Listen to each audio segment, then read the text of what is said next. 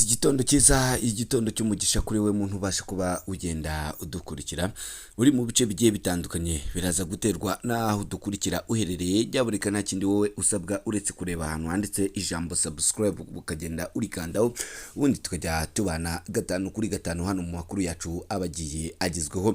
Amakuru menshi yihutirwa rero cyane cyane agiye agezweho avugwa hano mu gihugu cya Repubulika Iharanira Demokarasi ya Kongo, ku kibuga cy'imirwano hagati y'umutwe wa M23 n'ingabo za Repubulika Iharanira Demokarasi ya Kongo, aho ibintu bikomeje kuba birushaho kuba bigenda biba bibi cyane.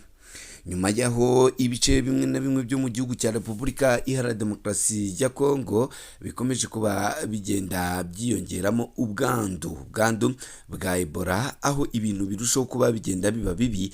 Ubu magingo aya ngaya nyaboneka ibitero bikaba byongeye kuba bigenda byubura mu bice by'umurenge, cyane cyane hano mu misozi miremire y'umurenge. Bakaba babyukiye mu bwoba bukomeye cyane kubera ibiturika byaje kuba bigenda byumvikana. Turaza kuba tugenda tugaruka kuri ibi biturika bikomeje kuba bigenda biba, aho uruhande rw'igisirikare cya Repubulika na Demokarasi ya Kongo rwasizoye ko rugomba kuba rugenda rwongera kwigarura utundi duce twa mu gihugu cya Repubulika Iharanira Demokarasi ya Kongo.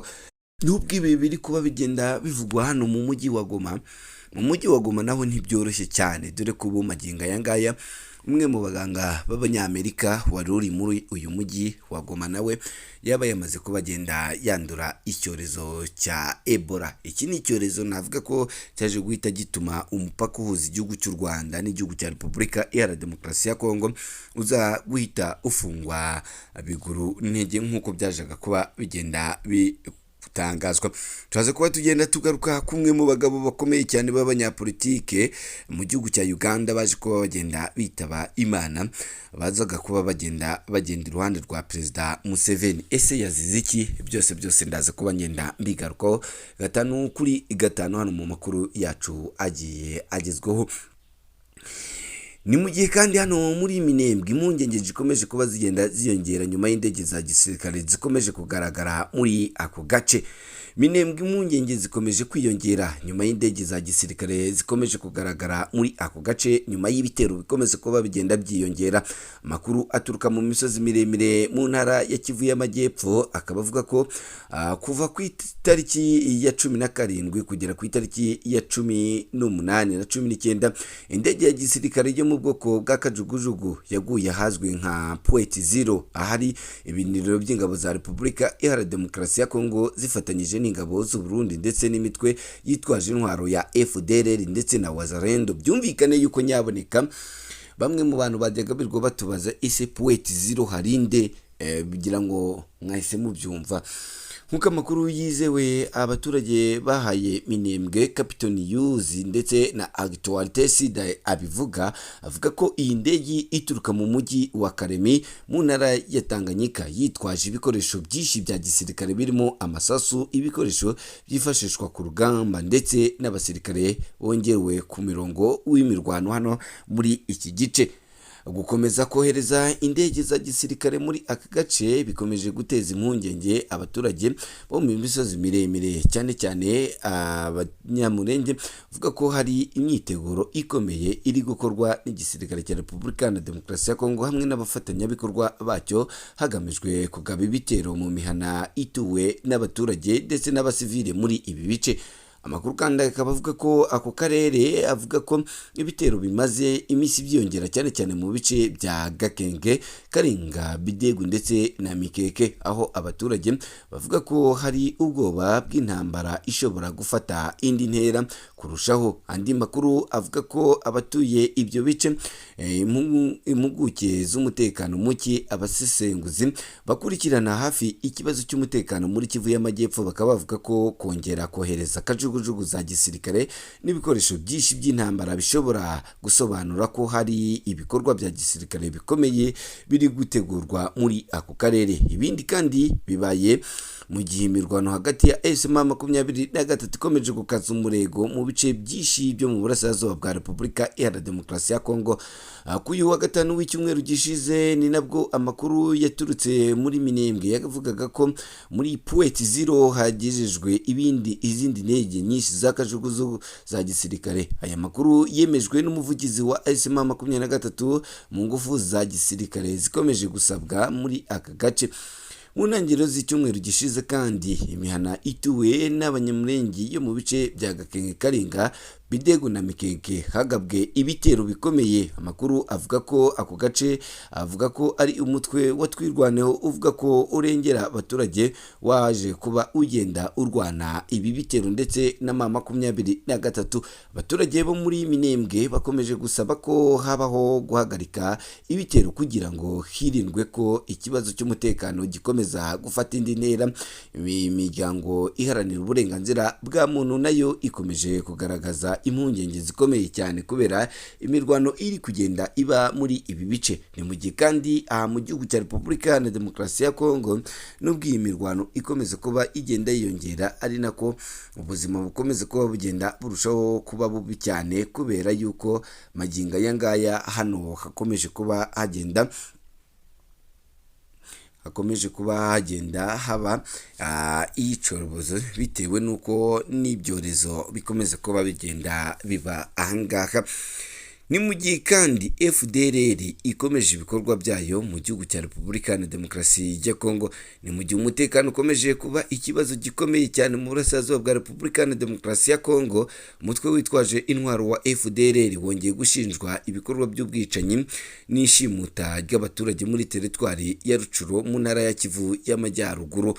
Amakuru yatangajwe n'umuvugizi wa M23 Lawrence Kanyuka avuga ko abarwanyi ba FDLR bagabye igitero mu gace ka Bambo mu ijoro ryo ku itariki ya 18 z'ukwezi kwa gatanu, bahitana umusivile umwe ndetse bashimuta abandi babiri. Nkuko Lawrence Kanyuka yabitangaje, abarwanyi ba FDLR bacengeye mu mihana ya Kabuye ndetse na Kabamba hagana saa 7 z'ijoro. Mu bikorwa cyabaye abaturage baryamye kandi badafite umutekano uhagije. Yasobanuye ko muri ako gace ka Kabanda ariho uyu mutwe wihishe umusaza w'imyaka 77 witwaga Nzirorera Sekuye. Uwo musaza bivuga ko yiciwe iwe nyuma yuko abarwanyi ba FDLR bamusanze iwe mu ijoro. Mu gace ka Kabuye ho abarwanyi bashimuse abaturage babiri aribo Munengwa Samuel ndetse na Karuhije Innocent. Kugeza ubu amakuru yabo bajyanywe cyangwa aho bari ntibaramenyekana, dore ko abaturage benshi bakomeje kuba mu bwoba. Abaturage bo muri Bambo bavuga ko bumvise urusaku rw'amasasu ndetse n'abagizi ba nabi bavuga mu buryo bwitondewe.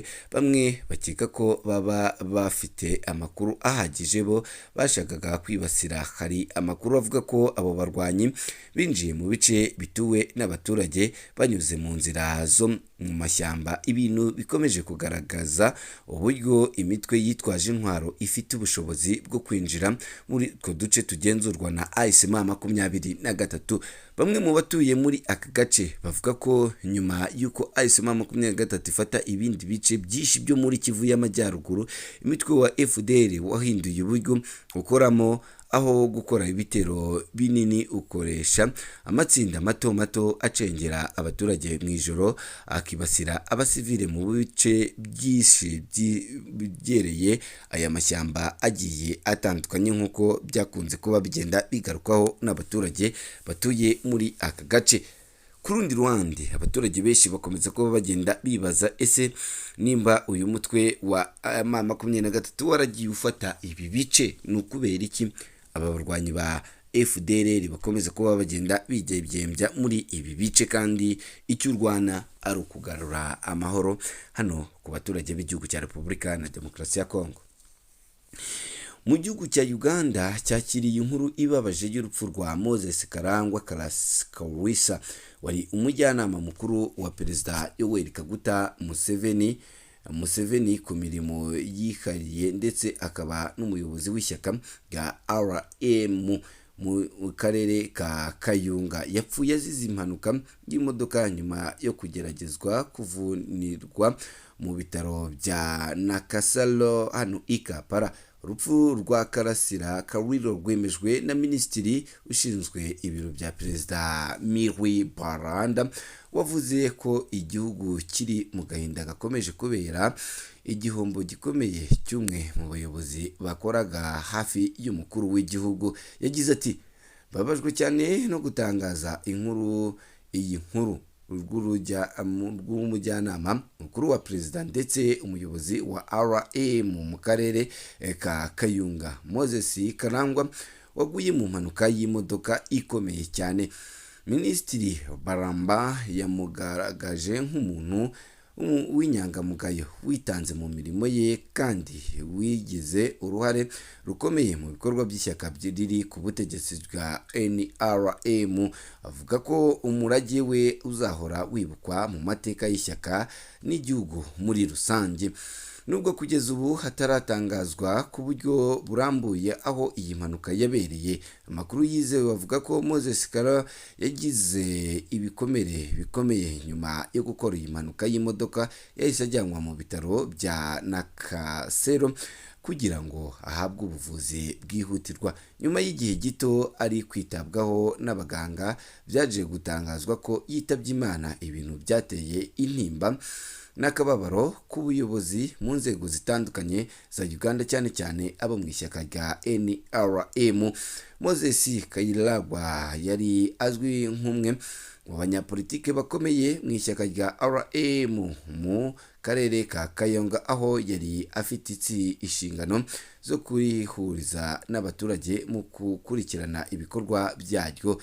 Yanagarutsweho cyane cyane mu bihe bitandukanye kubera ibibazo by'ubutaka mu gace ka Kayanga, aho yagiye agira amakimbirane na minisitiri Idi Nakaba ku bijyanye n'imitungo n'imikoreshereje y'ubutaka. Bikaba byaragiye bigarukwaho cyane cyane hano mu itangazamakuru, aho benshi bakunze kuba bagenda bavuga ko yari amakimbirane akomeye cyane hagati y'aba bombi.